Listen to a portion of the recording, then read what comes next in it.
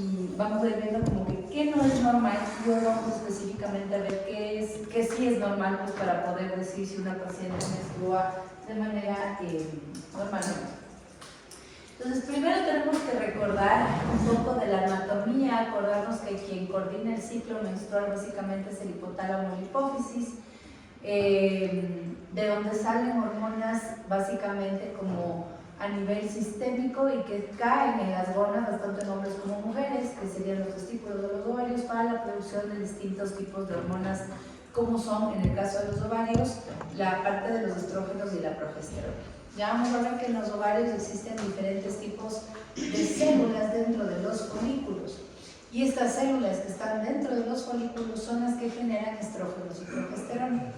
El útero, obviamente, inicial antes de la pubertad o antes, el endometrio es un tejido que no es activo, pero al entrar a la pubertad se vuelve en un tejido que se vuelve sensible y reactivo a las hormonas que van produciendo pues ya la parte del hipotálamo y la hipófisis.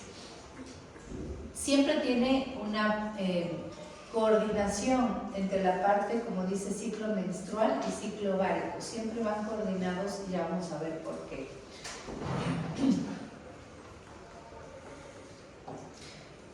Para que se acuerden un poco, el eje hipotálamo hipofisario, ahí tienen como la parte de la hipófisis es estimulada por la GnRH y aquí tenemos la producción de la LH y la FSH en la parte hipofisaria, que van a generar un estímulo directamente en la parte ovárica. El ovario como tal, en la parte que es estroma, no genera ningún tipo de hormona, y eso tienen que acordarse siempre. Este, por ejemplo, es el estroma ovárico, todo lo que está blanco, que está entre estos folículos. El estroma ovárico no genera hormonas, el estroma ovárico está lleno de vasos, está lleno de venas, porque ahí hay un intercambio gaseoso y demás, y lo que hacen básicamente es nutrir a los folículos, pero el estroma no es generador hormonal, ¿ya? Lo que sí genera hormonas es esto. Acordémonos de los folículos. Nosotros tenemos folículos desde el momento de la concepción, que básicamente se conocen como bobonias, son células mucho más inmaduras. Los seres, bueno, al menos las mujeres nacemos y durante la etapa de la gestación tenemos millones y millones de bobonias que se van a ir muriendo incluso hasta el momento del nacimiento. Y cuando nacemos se siguen muriendo hasta la pubertad, nos queda una reserva muy bajita. Estas células, realmente cuando entramos ya en la pubertad y en la época de maduración, en donde las hormonas van a estimular, van a generar la maduración de estos folículos, y la maduración de estos folículos permite que aquí nosotros tengamos una capa celular de células de la teca y células de la granulosa. Esta diferenciación de células es la que permite que en algún momento las mujeres, sobre todo, tengan la producción de estrógenos y progesterona. Las células del folículo. ¿Por qué les repito esto? Porque puede ser que por esta parte se entienda cuando las mujeres están en menopausia y no generan folículos, porque ya no hay, ya se acabaron los folículos, se gastaron todos los folículos, digamos, hasta los 50 años. Si no hay folículos, ¿de dónde vamos a tener la generación de hormonas? Al menos el estrógeno va a decaer un montón, porque el estrógeno principal, o el que más potencia metabólica tiene, se genera en las células de estos folículos. Cuando ya no hay folículos, ya no tienes hormona. Eso es lo que pasa en la menopausia. Porque a veces dicen, no, pero tiene el ovario, ¿por qué no funciona? Sí, porque el ovario queda como solamente estroma, ya no hay folículos. Entonces, el desgaste folicular es el que hace que las mujeres lleguen hasta cierta etapa reproductiva y ya después de eso, pues, entran a la etapa no reproductiva de la menopausia y pierden en bastante proporción la parte de los estrógenos.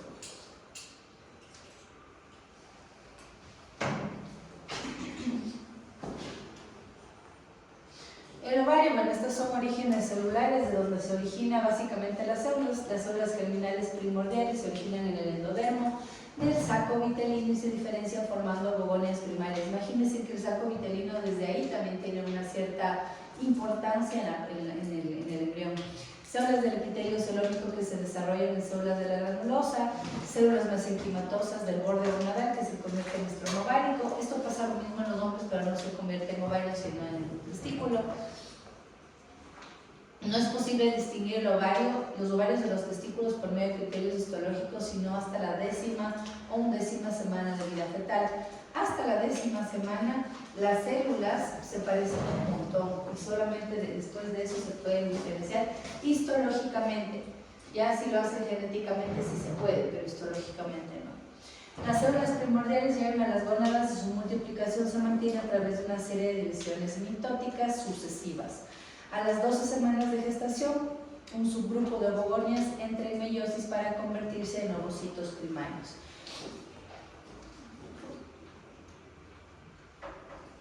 Aquí tienen un esquema un poco sobre qué es esto de la ovogénesis y cómo se da la maduración de los ovocitos. En el periodo fetal existen simplemente ovogonias y, como dice ahí, a partir de cierta semana gestacional en las mujeres, estas ovogonias sufren mitosis y se convierten en ovocitos primarios. Los ovocitos primarios se estancan, es un ovocito que está estancado en la profase 1 de la mitosis.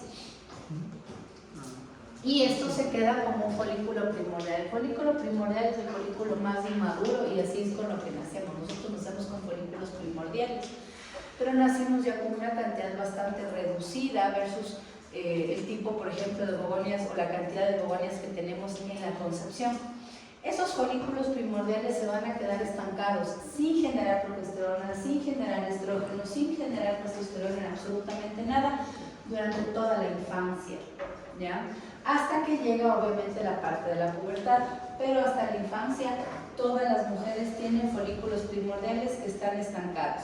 ¿Por qué están estancados? Porque no hay un pico de GnRH que haga que haya una producción de FSH y LH a nivel hipofisial. Veamos un segundo.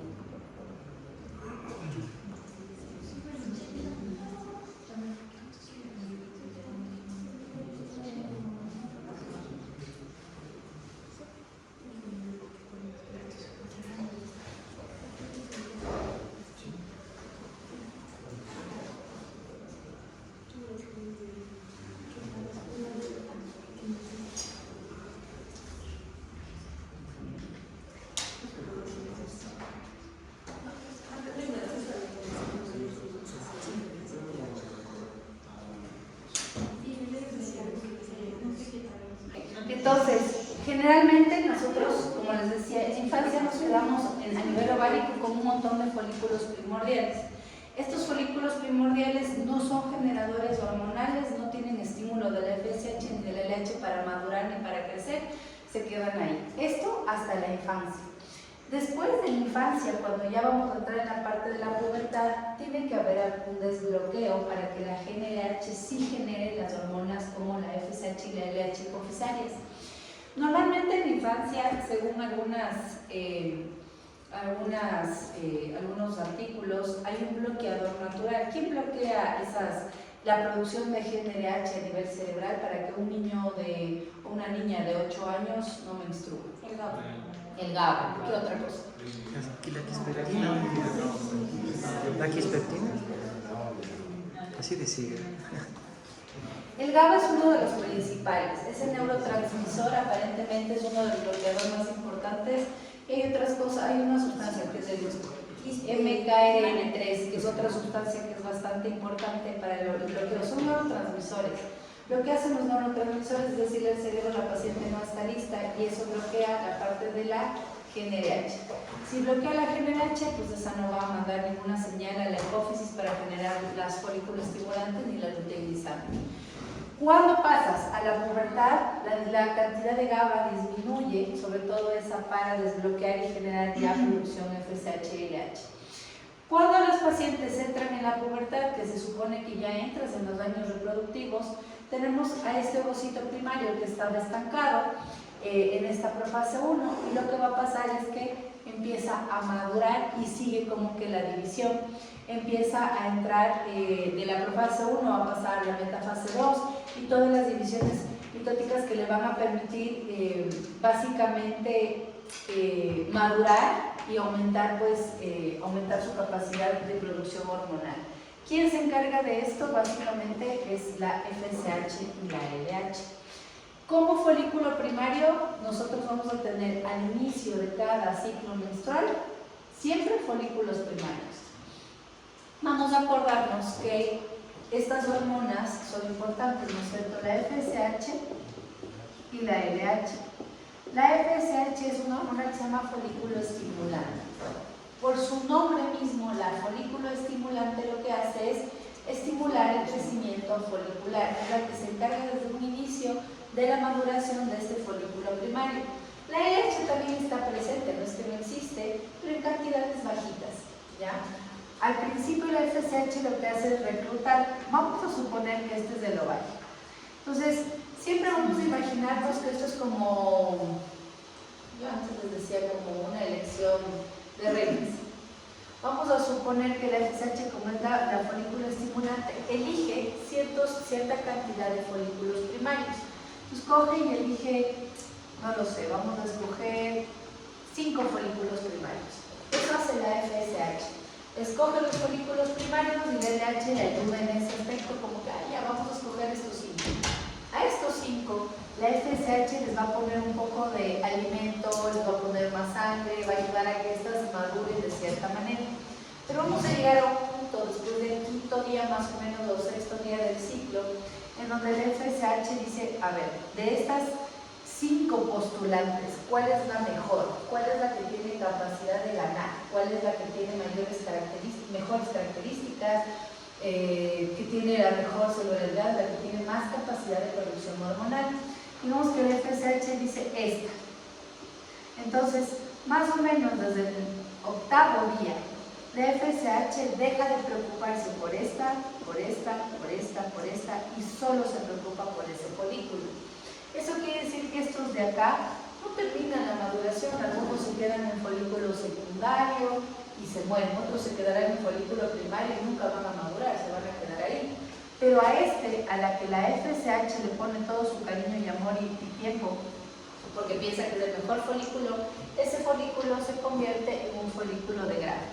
Este folículo de Graf es el folículo que va a madurar completamente y este folículo va a tener diferenciación celular entre células de la teca y células de la granulosa, y eso es lo que va a permitir que la paciente tenga una culminación del ciclo normal, ¿ya?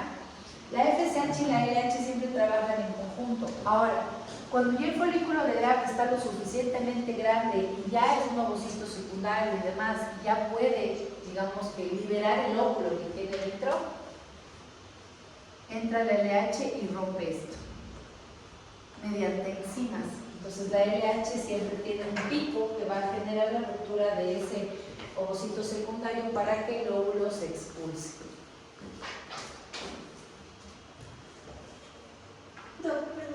Ya no va la neurotransmisora parte del abajo, es MK3, pero no me acuerdo de una letra antes. MK3 me parece que es.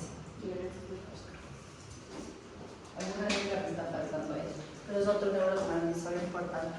La medición biótica se realiza durante la ovulación en respuesta al pico de la LH y luego se vuelve a detener. La LH básicamente tiene la función de romper el folículo.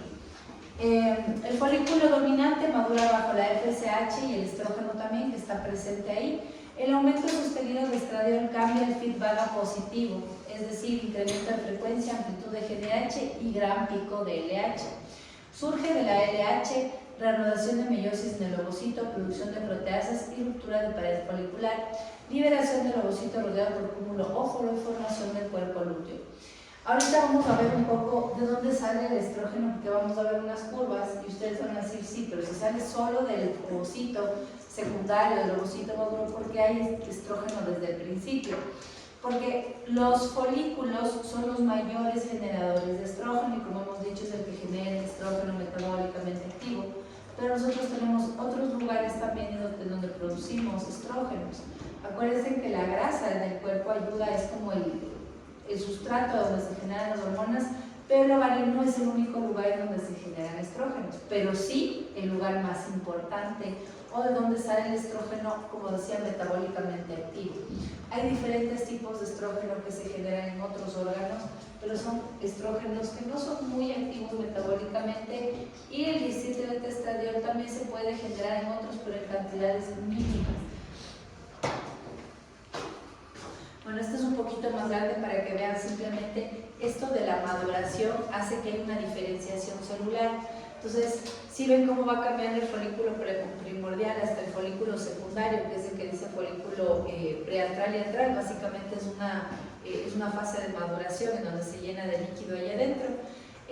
Aquí nosotros tenemos esta maduración o esta diferenciación celular de las células de la teca y las células de la granulosa que están aquí adentro.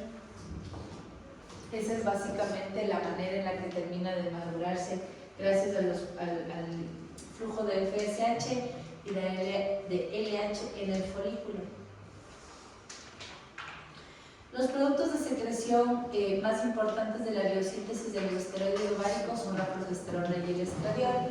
Sin embargo, también se secreta estrona, androstenediona, testosterona y 17-hidroxiprogesterona, que son otros productos que también salen del ovario. Los esteroides sexuales tienen una función importante en el ciclo menstrual, puesto que preparan el útero para la implantación del óvulo fertilizado. Si no ocurre una implantación, la esteroidogénesis del ovario desciende, el endometrio se degenera y viene la menstruación. Ok, lo que quiero que vayan a leer es una cosa que se llama la teoría de las dos células, o si ya saben me la pueden decir, si es que ya leyeron qué es la teoría de las dos células. La teoría de las dos células dice que la FSH y la LH, cada una tiene un receptor propio para los andrógenos y que ese receptor de la LH, a través de lo de la aromatasa y todo, secreta, transforma los andrógenos en estrógenos. ¿Es eso? O sea, la transformación de los andrógenos por la aromatasa en estrógenos. Ya, ¿por qué se llama teoría de las dos células? Es porque es una comunicación, ¿cómo se llama? Paráclina entre las dos células. Y es porque una da la aromatasa, es como que una aporta la LH y la otra aporta por la parte del FSH. Ya, las células de la teca tienen receptores para LH, básicamente. Las células de la teca no se estimulan por FSH, ¿ya? Se estimulan por LH y como ustedes ven ahí, una célula de la teca donde tienes el receptor del LDL colesterol, donde llega, deja el sustrato, y del colesterol por el AMP cíclico y otras, otras enzimas, genera la pregnenolona, la progesterona y genera sobre todo andrógenos. Las células de la teca son las más importantes generadoras de andrógenos. Las mujeres también generamos andrógenos, ¿sí? A veces la gente piensa que las mujeres no tenemos andrógenos, pero sí, es parte de, gracias a los andrógenos, las mujeres tenemos la parte del aparecimiento del vello axilar, del vello púbico. O sea, los andrógenos tienen que ver con la libido, con un montón de cosas de las mujeres, tienen que estar presentes. Y las células de la granulosa tienen receptores también para el LH, pero lo que más tienen, o sea, la mayor cantidad de receptores de las células de la granulosa son receptores para la FSH. La FSH en las células de la granulosa ayuda a la generación también hormonal mediante la LDL, que también genera la pregnenolona y la progesterona. ¿Cuál es la diferencia? Es que esa enzima importantísima que dice ahí aromatasa no existe en las células de la teca, solo está en las células de la granulosa. No existe aromatasa en la otra célula. Entonces, las células como están cerquita, como ustedes vieron ahí, básicamente tienen una comunicación bastante... es como que se transmiten las hormonas de pared a pared, ni siquiera necesitan canales para pasarse las hormonas de un lado a otro. Y las células de la teca pasan los andrógenos hacia las células de la granulosa y la granulosa sí tiene aromatasa y eso hace que la aromatasa genere 17-beta-estradiol, ¿ya? Esa aromatasa es, digamos que la enzima más importante de las células de la granulosa y es la base de la teoría de las dos células. Cuando yo necesito generar estrógenos y en las células de la teca, tengo más andrógenos, necesito producir estrógenos, tengo que pasar a las células de la granulosa para que estas hagan magia y generen estrógenos. El resto de las hormonas las pueden producir las dos, pero los andrógenos pasados a las células de la granulosa se van a convertir siempre en estrógenos. Esa es la teoría de las dos células. Estas se ayudan entre sí porque la una carece de una de las enzimas más importantes, que es la aromatasa. Ok. Ustedes tienen aquí la parte del ciclo folicular y del ciclo menstrual. Ahí tienen todo en conjunto, el ciclo endocrinológico, para ir viendo un poco de qué se trata lo de la secreción hormonal, la parte de la histología ovárica para que vean qué es lo que pasa con el ovario y qué pasa con la parte endometrial. Todo esto tiene relación, ¿no? La parte ovárica, endocrinológica y endometrial para tener en cuenta en qué fase está cada paciente. ¿Cuánto dura un ciclo más o menos? 28 días. 28 días. Se supone que eso es como que lo que esperamos en un ciclo. Ya vamos a ver que según la bibliografía un ciclo normal puede ir de 25 a 35 días como normal. ¿Sí? Y no siempre tiene que ser el mismo día. Hay pacientes que ustedes van a decir, no, yo soy súper irregular, porque hoy menstrué, este mes menstrué el 20 y el otro mes menstrué el 22. No es irregular, es una mujer súper regular de hecho. Hablamos de regularidad menstrual entre 25 a 35 días tranquilamente. Ahora, pacientes con ciclos menores de 24 días o mayores de 35 días, podemos decir que son irregulares. ¿Cuánto dura aproximadamente una menstruación? 5 a 8 días. 5 a 8 días, pero 5 de 2 a 8. Ok, por lo menos tenemos claro que el 8 es de todo, ¿no es cierto? Mínimo dicen que debería ser 2 días y máximo 8 días. Si a una paciente que menstrue 9, 10, 11, 12 días, ya decimos que tiene ciclos normales, porque no es lo mismo o no es normal sangrar tantos días. Hasta 8 días es completamente normal. ¿Y cuánto debe sangrar como normal una paciente? No era hasta 80 ml. Hasta 80 ml es como un volumen esperable por día, ¿sí? Entonces, más o menos por ahí vamos a ver qué es lo que la paciente debería hacer. Bueno, por lo general nosotros hacemos como una media y sacamos que los ciclos normalmente duran 28 días, aunque decimos que algunos pueden durar más, otros menos. Se supone que este va a ser el día 1. Este es el día de la regla, el día en el que le baja a la paciente que tiene su menstruación. En el día 1 de la menstruación, miren cómo están las hormonas. El estrógeno, que es la línea roja, es una de las cosas que más baja está. ¿Por qué es la que más baja se encuentra? Porque se supone que para esa época yo no tengo folículos maduros, aún tengo folículos primordiales. Entonces voy a tener cantidades muy bajitas de estrógeno que quizá no sean mucho de producción ovárica ahí, sino más bien de producción exógena, que no me va a servir para nada, pero bueno, están ahí estimulando. Entonces tengo una cantidad de estrógenos, pero es muy bajita. ¿Cuál es la otra línea que me sigue acá? La línea negra que ustedes ven ahí, que es de la LH. Esta línea es de la LH, esta es la de los estrógenos, y la línea azul que está aquí es la FSH. ¿Ya? ¿Qué otra línea ven ahí? La de la progesterona. La de la progesterona ni se ve al principio, porque no tenemos progesterona básicamente al principio del ciclo menstrual. Si ustedes están menstruando y se hacen una medida de progesterona, la progesterona va a salir muy baja. Grabarse este cuadro es tan importante cuando ustedes están en atención primaria y quieren averiguar cómo está la paciente, si está ovulando, si no está ovulando, si tiene ovario poliquístico. Todo eso se puede averiguar con estas hormonas, pero tienen que mandarla en días específicos. Si ustedes dicen, nada, la paciente tiene una progesterona bajísima, así no se va a poder embarazar, pero le midieron cuando está menstruando. Está mal, porque obviamente la progesterona en los primeros días, de hecho tiene valores menores, es un valor súper bajo. Entonces aquí la progesterona ni se ve. Ok, esto pasa en el primer día cuando la paciente está menstruando.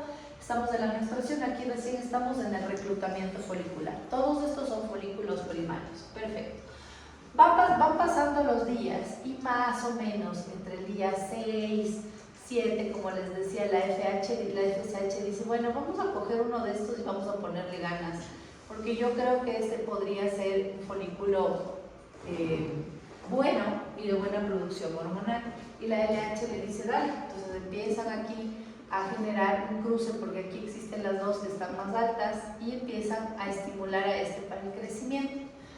Pasado el 8º, 10º día, ¿qué pasa con la FSH? La FSH dice, bueno, yo ya hice mi trabajo, ya hice la corte, ya elegí uno, ahora te toca a ti. Y la que empieza como a aumentar en cantidad es la LH, que es la que está acá.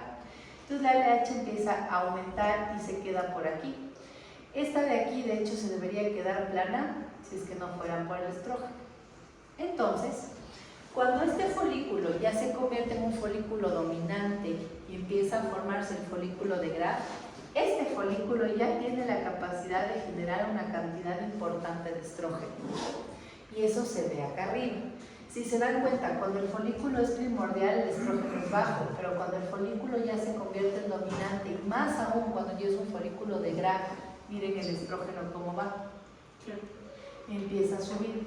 Y eso sube porque ya el folículo es productor estrogénico, pero antes de eso estaba inmadurito.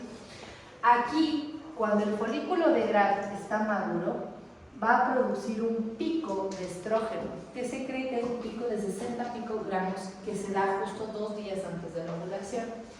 Ese pico estrogénico llega como un feedback positivo a nivel hipoficiario y hace que haya el pico de LH, porque el LH hasta aquí sí está medio alta, pero no tenía como idea de hacer ese pico gigante. Quien estimula el pico de la LH es el estrógeno. El estrógeno que ustedes ven aquí es el causante de que haya ese pico de LH. Si es que no existe ese pico estrogénico, no hay pico de LH. No hay ese feedback positivo hacia la hipófisis y no va a haber LH. ¿Cuál es el problema, por ejemplo, aquí vuelvo y repito, cuál es el problema en el ovario poliquístico? En el ovario poliquístico hay un reclutamiento excesivo de folículos primordiales en el ovario, por eso el ovario se ve poliquístico, porque tiene 1 millón de bolitas negras chiquiticas, pero todas son menores a 10 milímetros, todas son chiquitas, chiquitas, chiquitas. Entonces, claro, ahí el ovario no reclutó 5 folículos, reclutó 10, 12, 15 folículos, el ovario es lleno de bolas, pero ninguna va a madurar a folículo de Graf. Eso quiere decir que las cantidades estrogénicas son bajas. No como el de una menopáusica, pero van a ser bajas, no van a tener cantidades importantes de estrógeno porque no vamos a tener un folículo dominante y menos uno de Graf. Por eso, si es que no hay pico de estrógeno, no va a haber pico de LH. Si no hay pico de LH, no ovulas. Si no ovulas y no hay un crecimiento estrogénico o un aumento estrogénico normal, vas a tener un endometrio chiquito y como no ovulas, no vas a menstruar.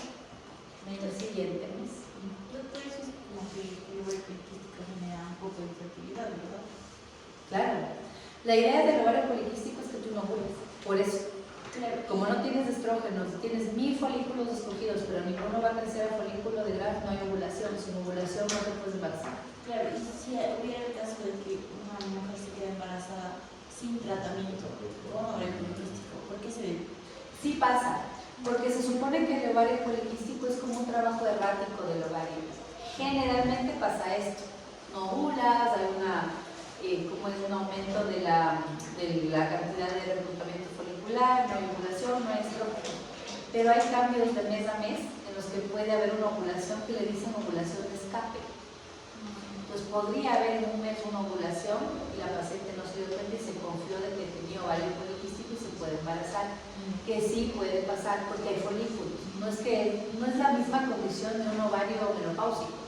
Un ovario menopáusico no tiene folículos, o sea, no hay posibilidad de embarazo, no existe.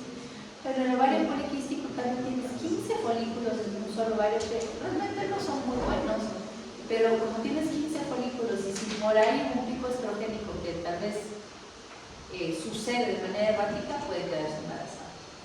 Ahora, las pacientes con ovario poliquístico a veces no están en tratamientos hormonales, pero bajan de peso. El bajar de peso ayuda un montón porque se supone que parte de la patología del ovario poliquístico es la resistencia a la insulina. La resistencia a la insulina hace que la insulina esté libre, demasiada cantidad. La insulina a nivel ovárico bloquea la producción estrogénica, aumenta la producción de testosterona y bloquea la ovulación. Entonces, si una paciente adelgaza, disminuye la resistencia a la insulina y puede generar ovulación. Solo con adelgazar. El paciente dice, yo no me estoy tratando, y el doctor, mira, bajé de peso, empecé a hacer ejercicio y ya empecé a menstruar. Pasan bastantes pacientes, porque la base es la resistencia a la insulina, no en todas, pero pasa. Entonces, aquí tenemos que el estrógeno entonces hace este pico primero, esto induce a nivel cerebral el pico de la LH y la LH genera un aumento de enzimas que lo que hacen es romper la pared del folículo y hacer que el óvulo salga. Después de que pasa esto, ustedes ven ya el estrógeno baja otra vez, pero se queda en un buen nivel porque tenemos aún una producción estrogénica que se va a mantener por el cuerpo lúteo. El cuerpo lúteo es como la cicatriz de donde salió el óvulo, pero en el cuerpo lúteo hay una producción de estrógeno, sí, pero más que todo de progesterona. El cuerpo lúteo sí produce estrógenos, pero lo que más produce es progesterona. Entonces, de haber estado acá la progesterona en el piso, miren lo que pasa después de la ovulación. ¿Por qué? Porque quien produce la progesterona específicamente va a ser el cuerpo lúteo. ¿Ya? Entonces, en esta fase de aquí, nosotros sabemos que esto se rompe, se queda como cicatriz, sale el óvulo, la progesterona se empieza a generar del cuerpo lúteo y tenemos una progesterona que va a estabilizar el endometrio. Vamos a la parte de acá abajo.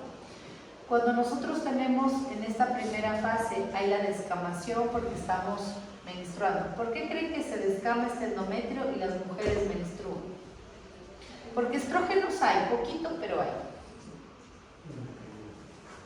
¿Qué permite que en estos días de acá la progesterona? Que la progesterona siempre, métanse en la cabeza que la progesterona es como una goma, como una peguita. Cuando nosotros tenemos estrógeno, el estrógeno es un factor de crecimiento y además es proangiogénico. Entonces, cuando hay estrógenos al principio, nosotros tenemos, digamos, en esta fase, ¿no es cierto? En esta fase hay un pico de estrógenos, miren lo que pasa con el endometrio, se pone gordito. Justo cuando hay un aumento estrogénico gracias al folículo maduro, el endometrio empieza a crecer porque aquí hay más vascularidad, hay factores de crecimiento, factores proangiogénicos, entonces el endometrio se pone bonito y gordito, justo cuando hay estrógeno, ¿ya? Ahora, si el estrógeno no tuviera alguien que se oponga, el estrógeno sigue de largo y sigue haciendo que el endometrio crezca y crezca, crezca, crezca.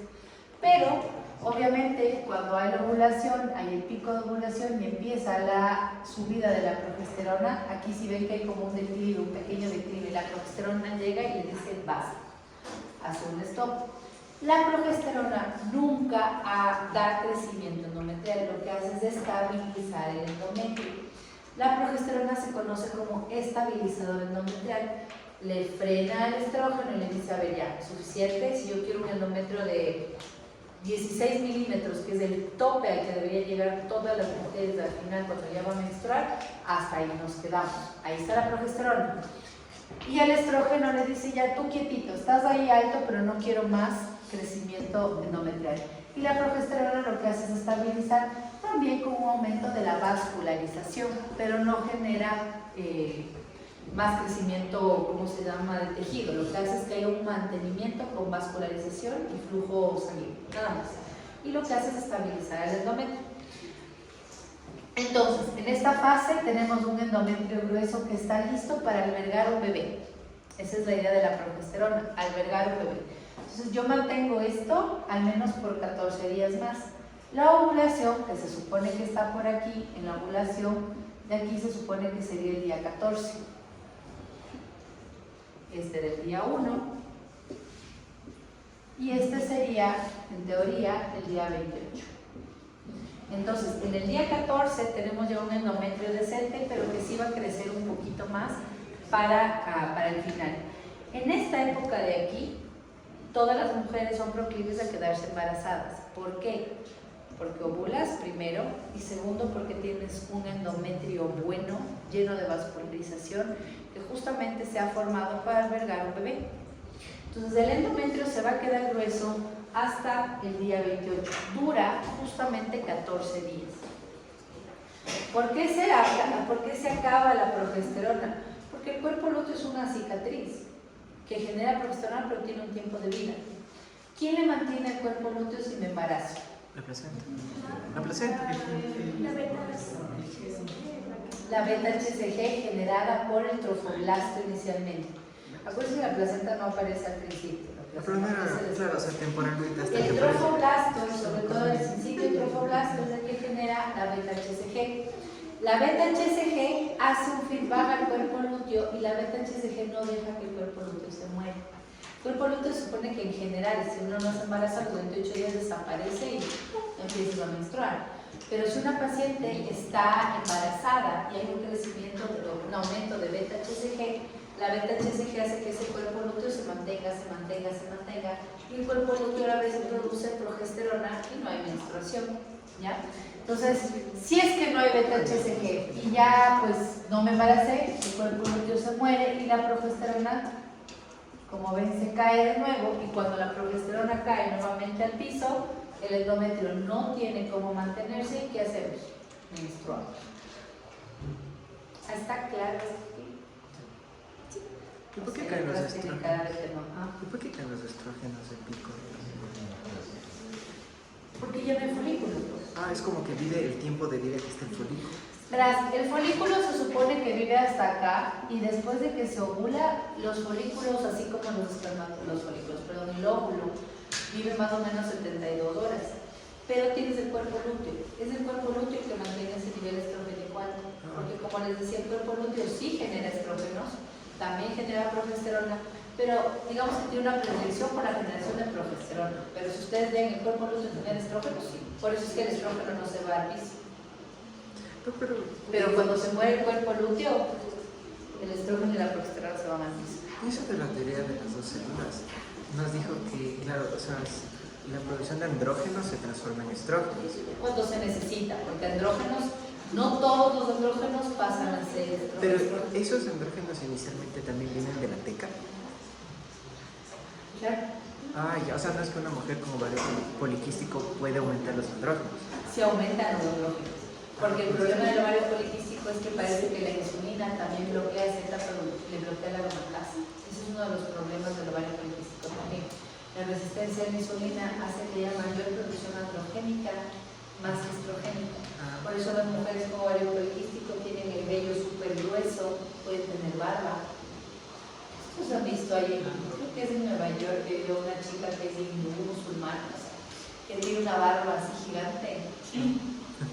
Claro, y ella es feliz y dice que no se avergüenza de su cuerpo. Es una enfermera, pues no. O sea, es un ovario poliquístico, no se está muy sana.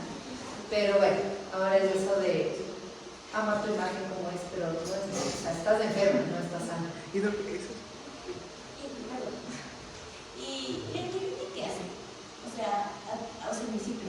Ah, muy bien. La inhibina y la activina. Hay dos hormonas ahí. La activina y la inhibina se generan a nivel ovárico. Entonces, la activina, como dice su nombre, lo que estimula es a la acción de la FSH. Y la inhibina lo que hace es controlar la función de la FSH. Pero la inhibina también lo produce el folículo, así como la inhibina lo produce el folículo. ¿Sabes qué? Sí, la activina y la inhibina están producidas por las células de la granulosa.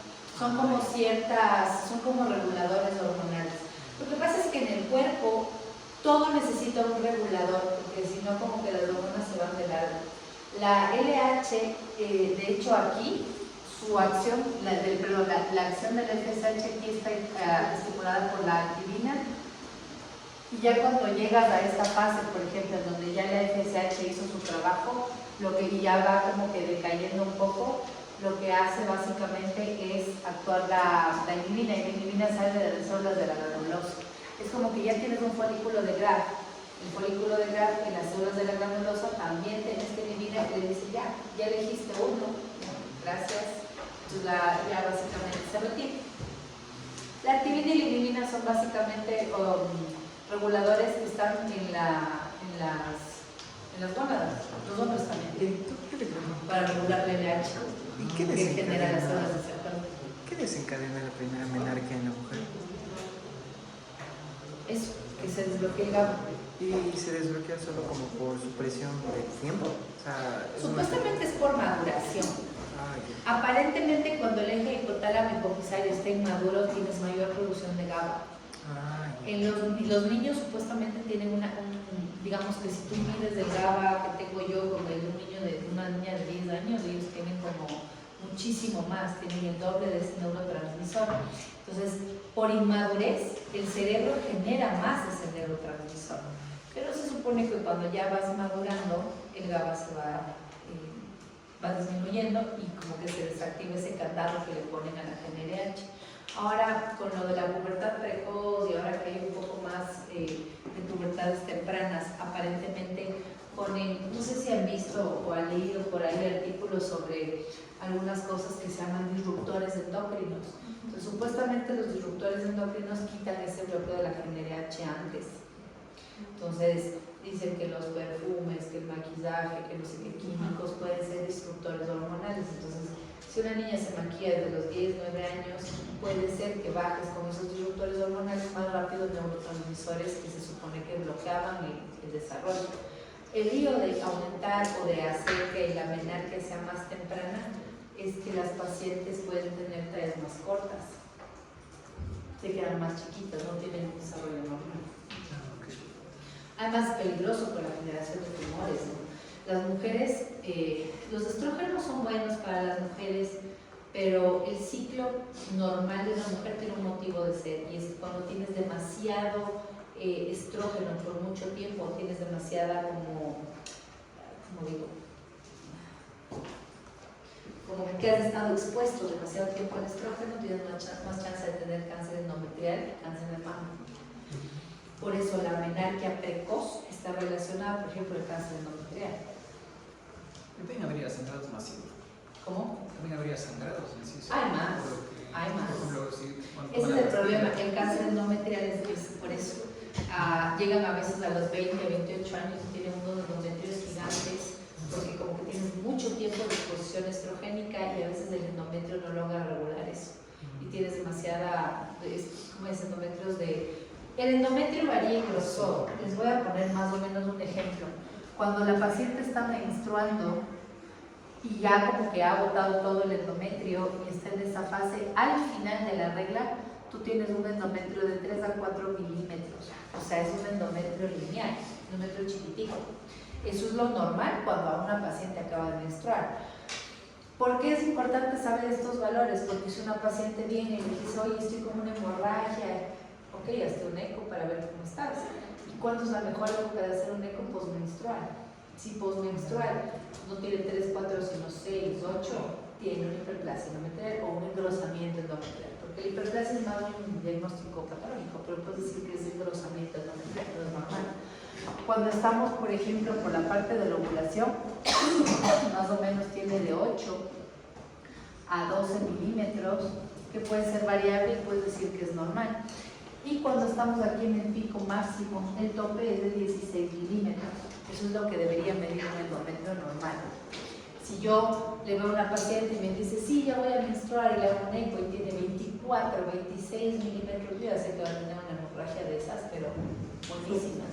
Entonces, cuando las pacientes vienen con sangrados irregulares, es parte de lo que se tiene que observar, que es el grosor endometrial. Hay gente que dice, doctora, yo menstruo bien 5 días, pero de ahí me quedo sangrando así cafecito 10 días más. No es normal. Eso quiere decir que el endometrio tal vez estuvo muy grueso y hasta que termine de salir todo pasan 10 días más. ¿Y esta hiperplasia endometrial es la endometriosis? ¿Cómo? ¿La endometriosis es la hiperplasia endometrial o qué es la endometriosis? No, el endometriosis es otra cosa. Completamente diferente, nada que ver. La hiperplasia endometrial solo es esto, crecimiento endometrial, y cuando ya mandas la muestra al histopatológico te dicen que hay un hipercrecimiento celular y un aumento de las células, hay una hiperplasia y hipertrofia generalmente. Entonces, aparte del crecimiento celular, es como que si tenía que haber aumentado 20 células, hubieron 100. Entonces, la hiperplasia es porque hay un aumento de sensibilidad de los receptores endometriales al estrógeno y disminuye la sensibilidad de la progesterona. Entonces, no hay quien le ponga freno y el estrógeno es todo, que aumenta las células y nada más. El lío de eso es que como el estrógeno es un factor de crecimiento, eso te puede generar cáncer. Entonces, en mujeres jóvenes es raro el cáncer endometrial, pero una mujer mayor, si tú ves un endometrio de 18, 20, 24, es casi obligatorio hacer una biopsia para ver si es que solo es una hiperplasia o ya hay atipias. Porque el estrógeno es buenito y todo, pero cuando el estrógeno no tiene un pare, es un estimulador de crecimiento y puede a veces generar cáncer endometrial.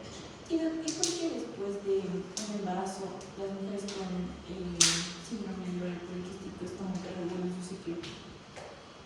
¿No? A veces pasa, otras veces no. Supuestamente, pero eso hay teorías. No existe ninguna evidencia, ningún artículo que diga que el embarazo es cura del ovario poliquístico. Nada, no existe. Porque porque hay miles de mujeres que se embarazan. Claro, el primer año se te regula porque no menstruas, Claro. por la prolactina.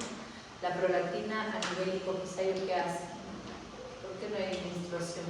Porque la prolactina inhibe la FSH y la LH. Entonces, básicamente, como cuando tiene la hiperprolactinemia es como medio está en menopausia, porque no tiene una producción estrogénica importante. Durante la lactancia todas te van a seguir estructuradas, porque como no tienes ni testosterona, nada, o sea, estás en una base medio menopáusica, no pasa nada. Después, hay algunas pacientes que te refieren como que ya no tengo el poliquístico porque durante el embarazo hay una carga hormonal bastante importante y aparentemente algunas pueden regular la función hormonal y eso sí es que bajan de peso. Si se quedan gorditas, le empeora la diabetes.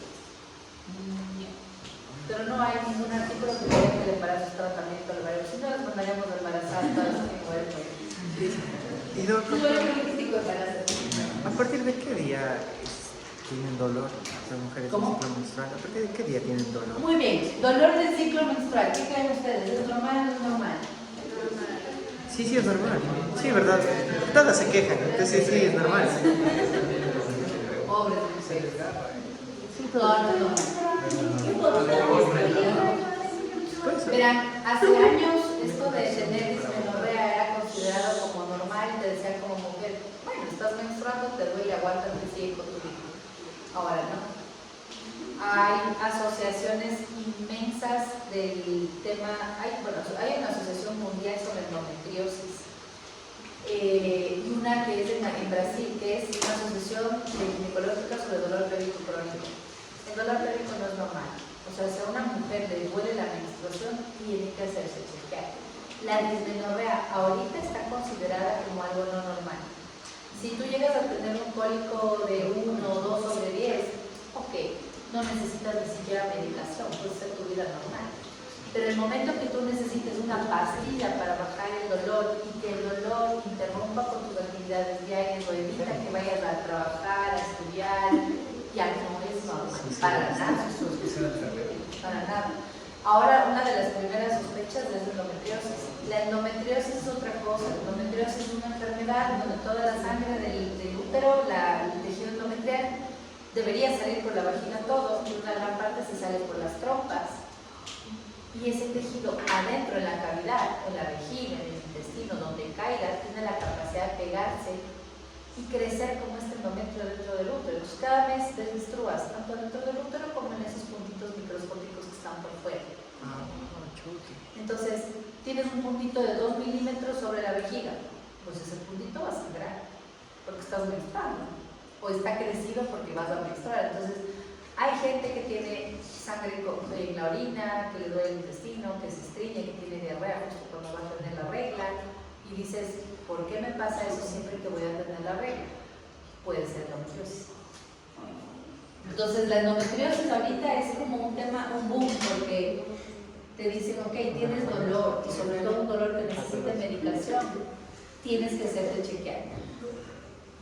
El primer chequeo es ver que no tengas tumores, quistes u otras cosas que expliquen el dolor. Y si no tienes nada estructural que explique el dolor, la verdad lo último desencadena en endometriosis. ¿Y las causas de la endometriosis cuáles son? No se sabe. Genética. Supuestamente la primera es genética, o sea, debes tener la predisposición a, porque esta menstruación retrógrada que sucede por las trompas, la tenemos el 89% de las mujeres. No sé si ustedes, bueno, no creo que han entrado a cirugía. Si algún rato entran a una cirugía, a una laparoscopía, de alguien que está menstruando, van a ver sangre en la pelvis. Tienen sangre adentro, porque la sangre se sale por las trompas. En el 89% de mujeres hay menstruación retrógrada. Y eso Pero, depende de la cantidad que normalmente las mujeres menstruan. claro, si menstruas un montón, la cantidad de sangre que va a estar en la pelvis va a ser mayor. Ahora, no es un cuadro de agudo porque ay, te tengo que operar, pero todas tienen puedes tener un hemoperito pequeñito. Y por eso que te hinchan. Claro. Pero no es normal. O sea, el dolor en la menstruación no es normal. Lastimosamente todos hemos crecido con, pero eres mujer, te duele, tómate un ibuprofeno, es normal. No es normal. Ahora, y bueno, la evidencia ha ido cambiando con los años y ahora ustedes buscan dismenorrea, en ningún lado te ponen como que fuese normal.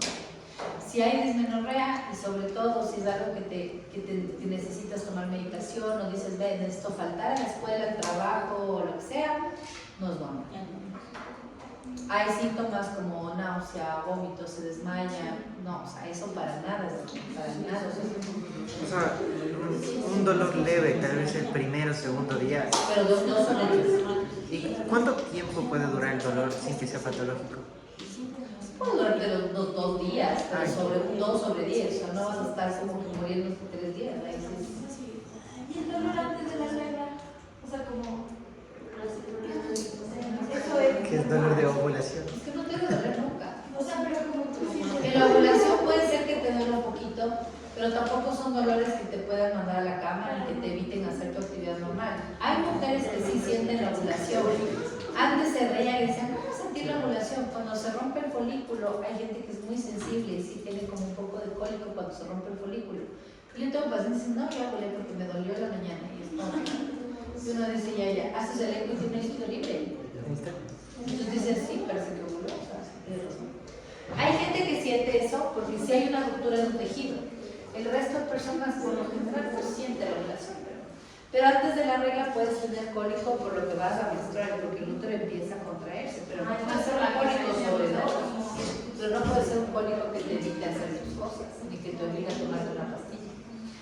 Siempre que un cólico les obligue a tomarse una pastilla, no es normal. Ya ese cólico hay que hacerlo chequear porque no es normal. Hay miles de cosas que pueden hacer que una mujer tenga cólico durante la regla. Miles. Que la mayoría son estructurales, pero si eso no hay, es endometriosis. Y la mayoría de gente se trata como endometriosis. Hay pacientes que se desmayan, vomitan, les quitas la regla o bajas la cantidad de flujo y vuelven a venir tranquilos. Muy bien, entonces, entendida esta parte del ciclo. La idea del ciclo menstrual es que entiendan, por ejemplo, a ver, Joana, cuéntame.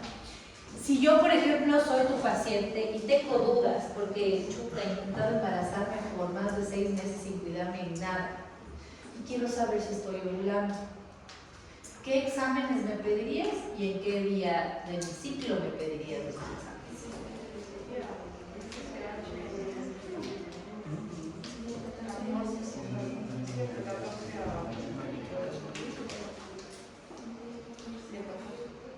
¿La FSH?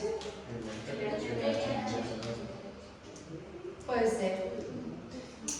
Daniel, ¿qué más me pedirías si quisiera saber si estoy ovulando o no y en qué día? Tú.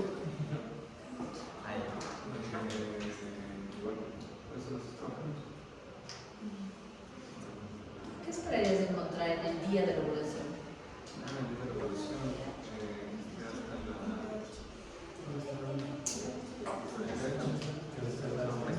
¿Qué más me podrías pedir y en qué día? Para decir, ya se ovulaste, tú tranquila.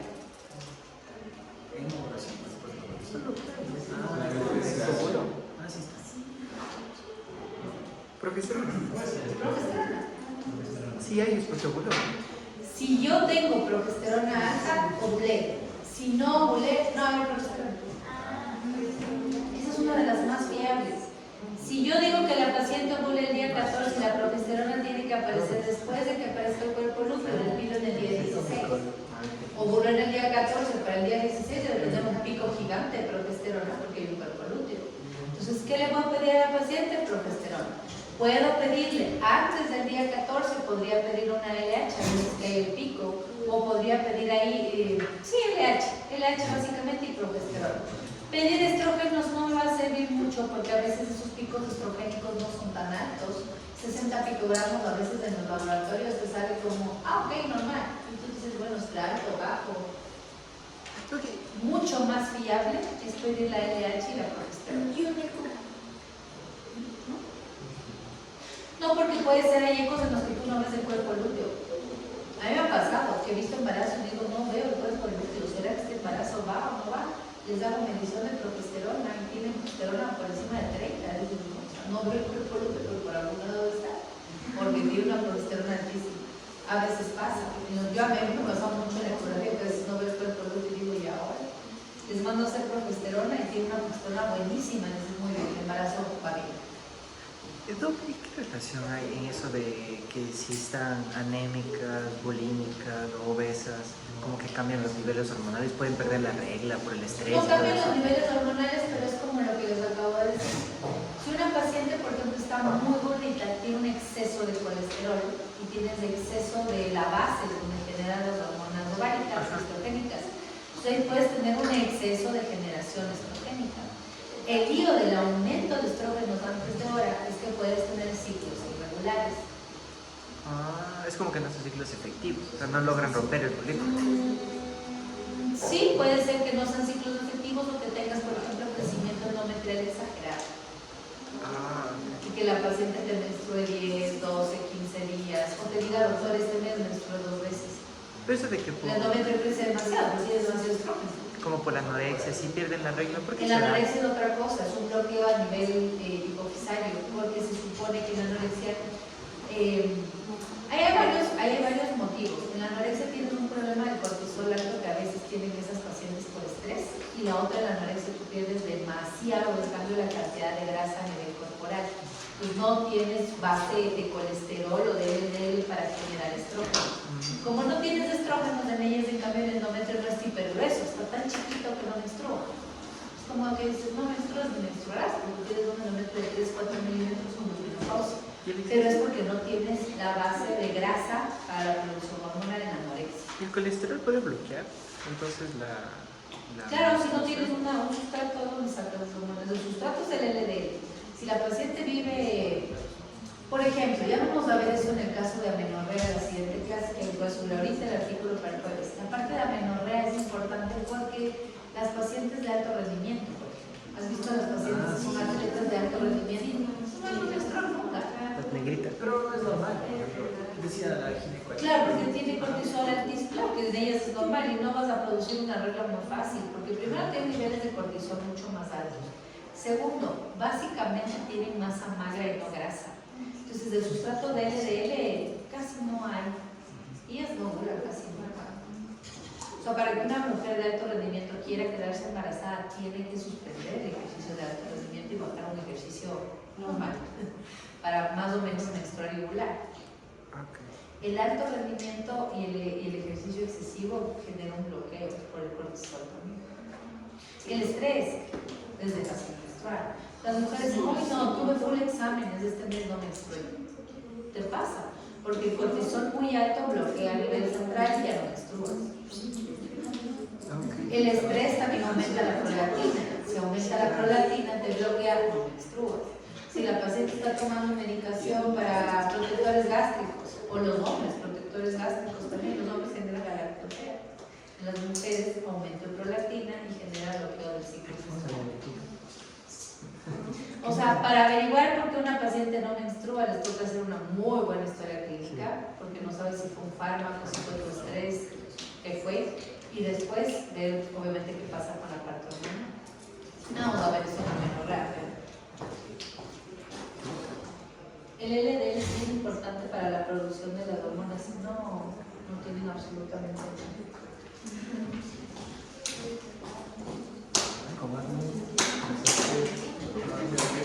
Nada muy ejercicio.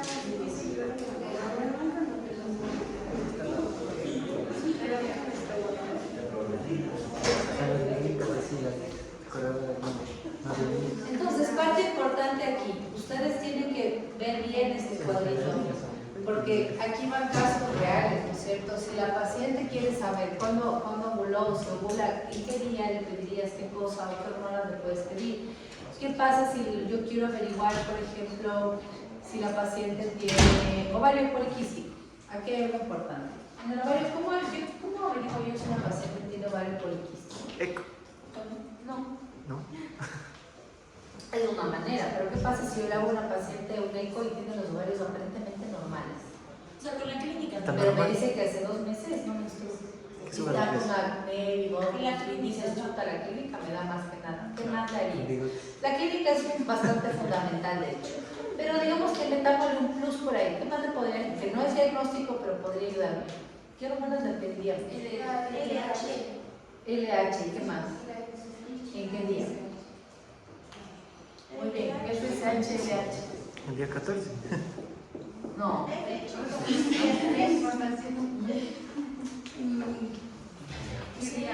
10. En el 10.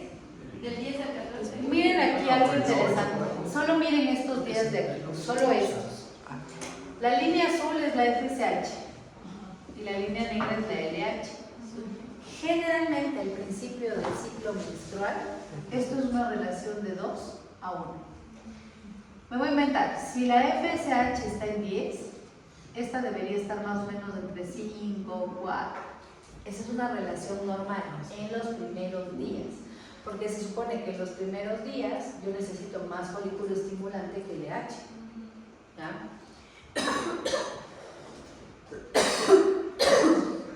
El problema del ovario poliquístico es que como yo no tengo una formación normal hormonal a nivel ovárica, sino exceso de estrógenos y demás, empiezo a mandar señales equívocas a la hipófisis y la hipófisis empieza a alterar la cantidad de hormonas que me mandan. En el ovario poliquístico esto se invierte y empiezo a tener FSH1, LH2. Empiezo a tener aquí valores de 14 acá de 5. Eso quiere decir que la LH aquí aumenta y la LH de hecho es la que bloquea para que la FSH no elija uno, sino que elija varios, pero ninguno va a madurar porque la LH como que sube y simplemente se queda alta y no genera picos. Como no hay pico no ovulas, pero sigue generando reclutamiento folicular. Ese es un problema que ocurre en el ovario poliquístico. La FSH baja, esta sube y lo que haces es reclutar, pero nunca madurar. No hay folículo de grado en el ovario poliquístico. Ahora, esto de aquí no es diagnóstico de ovario poliquístico. Más diagnóstico es lo que dijo Salomé, que tengan barba, acné, que tengan signos de amenorrea. Ya con eso nos dice que es ovario poliquístico. Ahora, si quieres confirmar un poco más, pide el LH y FSH, pero el segundo día de la regla máximo. Si le pides de eso después ya no va a tener sentido, pero si le pides de FSH y LH el día 2 de la regla y están invertidas las relaciones, dices, ok, tiene ovario poliquístico. Y si no ovula, o sea, como sería en este caso. También puedes hacer eso, decir, quiero ver si estás ovulando. El problema es que si la paciente está en amenorrea, ¿cuándo le vas a salir? Entonces, si la paciente me dice no menstruo hace 4 meses, ¿cuándo sé que va a ovular? No verás, no menstruar 4 meses, ni idea. Entonces, no es posible pedir progesterona y eso en ella. Pero en ese caso, ¿qué hacemos? No ha menstruado 4 meses. Le decimos que esperemos a que menstrue y el segundo día FSH LH. No le das tratamiento y no va a menstruar. Le haces los exámenes de cerebro. La FSH y la LH generalmente se hacen los 2 primeros días de la regla, pero si la paciente no menstrua, entonces en cualquier momento le dices hasta mañana, porque cuando el ovario está estancado, eso siempre se va a mantener. Es como que siempre estás en el primero y segundo día de la regla, no menstrua. Ya, Sí, pero ya, así, ya, ya. 1, 2, siempre. O al menos la LH por encima de la FSH. Si nunca en los primeros días o cuando está en amenorrea nunca puede estar la LH más alta. Y en Pero si caso está, que usted nos ponga un caso que igual no menstrua, que tiene ciclos súper irregulares y que le pidamos un examen, ¿qué le podemos pedir y ya cuándo? vamos a ver ahorita, porque ya. en amenorrea no solo esto es la causa de amenorrea. Ya les voy a dar la introducción para que ustedes vean que Esperemos a que no. Una mejora en el estado de. ¿por qué crees? Ya les digo, ¿por qué creen? O sea, pero. ¿Por qué? O sea, mejora la resistencia a la insulina. Mira lo que hace la insulina, esa resistencia a la insulina a que no ovules. Lo que pasa es que la insulina libre, lo que hace es que no haya una producción de estrógeno normal. Hace que haya más producción de testosterona y también bloquea de alguna manera la maduración folicular. Eso genera unos problemas cuando está libre y funciona y además tiene una injerencia directa en las gónadas. Ok, el día de hoy vamos a sacar algunas necesidades de aprendizaje de aquí. Cosas que van a venir leyendo para el jueves.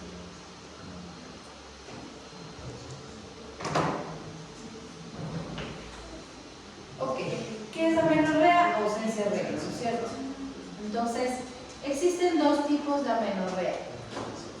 ¿Ya? ¿Qué tipos de amenorrea existen?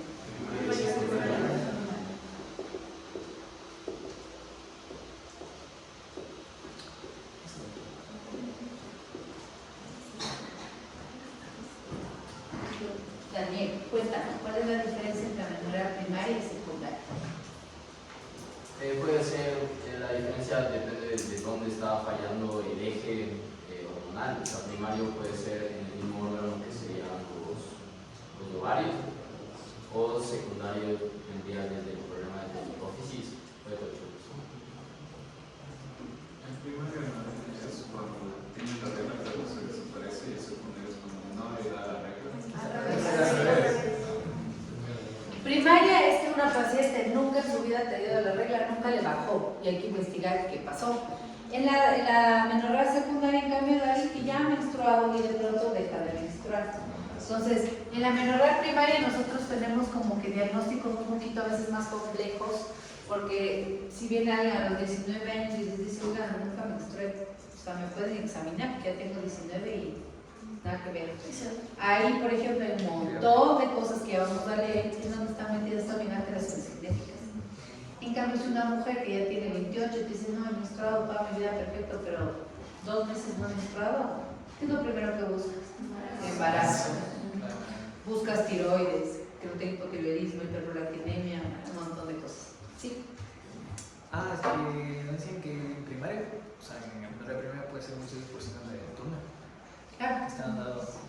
Entonces, le iba a preguntar cómo es la fisiología y por qué. Ya vamos a hablar porque se tienen que venir a leer para el lunes, para el jueves. Síndrome del Turner es parte de la amenorrea primaria, claro. Tiene algunos síndromes. Turner, Rokitansky, y algunos que tienen que ver.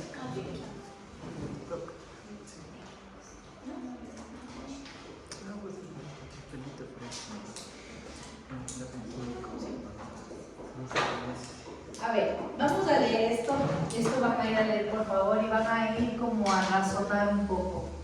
No quiero que simplemente se graben, sino que me digan por qué. Este cuadro es de causas de amenorrea primaria, que es el primer tema que vamos a ver, amenorrea primaria.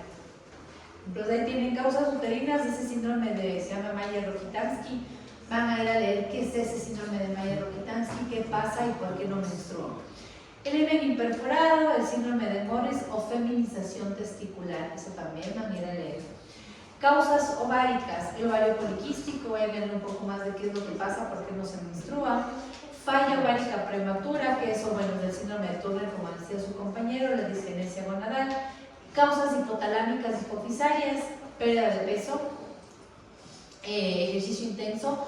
Creo que esto de la pérdida de peso y el ejercicio intenso, por ejemplo, la hiperprolactinemia y demás, son cosas que también podrían pasar en una amenorrea secundaria. Pero claro, si una paciente de 10 años, desde los 8 o 5 hace, yo qué sé, es atleta, nunca va a menstruar. Puede tener una amenorrea primaria porque nunca va a menstruar. Pero esas pueden ser de secundaria también. Pérdida de peso, la parte de alteraciones de hipopituitarismo. Aquí no está, pero también podría estar la parte de la tiroides, porque es raro que una persona chiquita tenga hipotiroidismo, pero no es imposible. Eso es parte de lo que también se tendría que ver. Craneofaringiomas, gliomas, germinomas, que son tumores que a veces pueden generar este problema, y causas sistémicas como enfermedades crónicas de larga duración, diabetes mellitus, sobre todo diabetes tipo 1, a veces también les puede generar amenorrea primaria, cardiopatías, enfermedades intestinales inflamatorias, alteraciones endocrinas, como patología tiroidea que se ha estado ahí, y síndrome de Cushing. Entonces, todo esto vamos a ir a leer uno por uno y desglosar, ¿por qué esto genera amenorrea primaria? ¿Por qué esto genera amenorrea primaria? ¿Por qué les voy a preguntar? ¿Por qué crees tú que esto genera? ¿Por qué el hipotiroidismo genera? ¿De qué manera el hipotiroidismo te puede generar amenorrea? Y es una de las cosas más importantes, tanto en primaria como más que en primaria y secundaria, pero en cualquiera de las dos.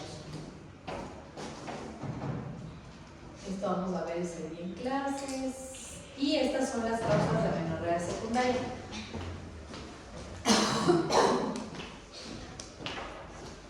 Entonces, en la amenorrea secundaria tenemos igual causas uterinas, van a ir a leer que es el síndrome de Asherman, que es la estenosis cervical, tuberculosis genital, endometritis, verán que son dos endometriosis, es diferente la endometritis de la endometriosis. causas ováricas del ovario poliquístico, fallo ovárico prematuro, causas hipotalámicas, causas hipofisarias, que básicamente se repiten un poco, que es el síndrome de Sheehan. ¿Y cuándo aparece el síndrome de Sheehan? Causas sistémicas, diabetes, lupus, Cushing y demás. Y aquí viene la parte de drogas y fármacos, cocaína, opiáceos, fármacos psicotrópicos, progesterona y análogos de la GnRH que pueden generar amenorrea secundaria. Aquí tampoco está, pero pueden también leer que hay causas de amenorrea secundaria inducidas por anticonceptivos. Porque hay anticonceptivos que se dan específicamente para generar amenorrea. Una pregunta. ¿Por qué hay un implante que hace que no tenga la regla, pero no es hormonal? ¿Cómo que no es hormonal? Se supone que no te hace sufrir tanto el efecto como... Ah, no todos son hormonales. Si te van a cortar la regla, todos son hormonales. Y por ejemplo, si es que hay pacientes así como tanto ya tienen su pareja, así, pero todavía no les da la menopausia, y tienen así como quistes, así, pero tienen mucho sangrado, ahí se les puede dar algo para cortar, Hay un dispositivo intrauterino que es una T, pero en vez de ponerte de cobre, es un bihormonal. Tiene una hormona que hace que ese endometrio no crezca nunca.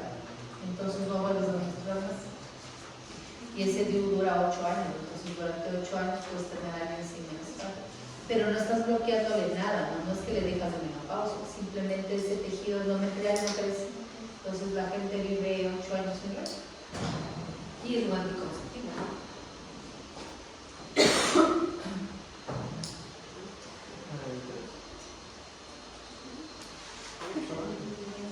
Muy bien, chicos.